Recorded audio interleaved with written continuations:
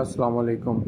शाहरुख खान का कहना है, जब मैं विलन बनता हूँ ना तो मेरे सामने कोई भी हीरो टिक नहीं सकता। शाहरुख खान अपनी नई आने वाली फिल्म जवान की मुख्तसर झलकियों के प्रीव्यू पे ये लाइंस कहते हैं, जिनसे ये समझना मुश्किल हो रहा है कि आया वो इस फिल्म में एक एक्शन हीरो है या खौफनाक विलन।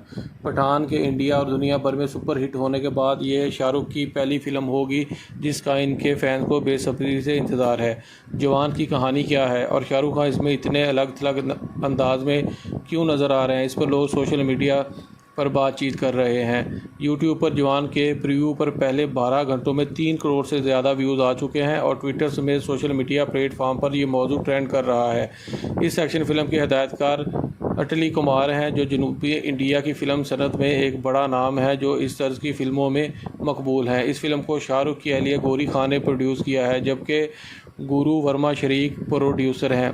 जो जवान 7 सितंबर को हिंदी, तमिल और तेलुगु में रिलीज़ की जाएगी। पहले ये फ़िल्म 2 जून को रिलीज़ होना थी, मगर इसकी तैयारी में ताख़ीर हुई और रिलीज़ की तारीख आगे कर दी गई। अब देखते हैं कि जवान कितनी धूम मचाती है। ऐसी मज़ीद ख़बरें जानने के लिए मेरे चैनल को लाइक और सब्सक्राइब करें। शुक्रिया।